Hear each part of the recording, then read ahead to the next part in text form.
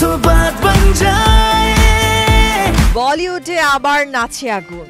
এক পাশে অভিজ্ঞতার ঝলক মালাইকা আরোরা, অন্য পাশে তরুণ প্রজন্মের প্রিয় মুখ রশ্মিকা মান্দানা। এই দুজনকে এক ফ্রেমে এনেছে নতুন সিনেমা থামার আইটেম গান পয়জন বেবি। আর মুক্তির পর থেকেই চলছে তুমুল তুলনা, কে মাতালেন বেশি, কে জিতলেন এই নাচের যুদ্ধ।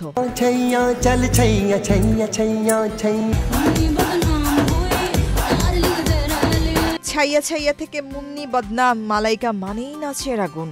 52 পেরিয়ে এখনও সে একই ঝলক, একই শরীরী আত্মবিশ্বাস। এক নেটিজেন লিখেছেন, বয়স তো শুধু সংখ্যা, মালাইকা এখনও মঞ্চ কাঁপান। ওদের স্বপ্ন পূরণে পাশে থাকতে পেরে আমরা গর্বিত।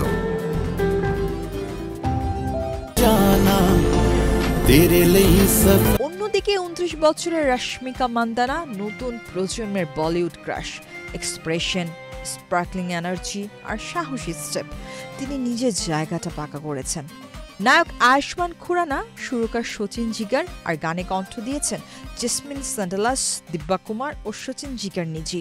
মাত্র কয়েক ঘন্টায় ইউটিউবে মিলিয়ন ভিউ, আর তারপরে শুরু বিতর্ক, এই নাচের রানী কে। সোশ্যাল মিডিয়া জুড়ে এখন বিতর্ক। একদল বলছে মালাইকা এখনো অপ্রতিদ্বন্দ্বী, অন্যরা বলছে রশ্মিকা যথেষ্ট সাহস দেখিয়েছেন, ঠিকঠাক টক্কর দিয়েছেন। পয়জন বেবি শুধু একটা গান নয়, এ যেন দুই প্রজন্মের নাচের সংঘর্ষ। এক পাশে অভিজ্ঞতার আগুন, অন্য পাশে তারুণ্যের ঝলক। নেটিজেনদের রায়ে নাচের ময়দানে মালাইকা এগিয়ে, কিন্তু রশ্মিকার সাহসী উপস্থিতিও কিন্তু প্রশংসনীয়।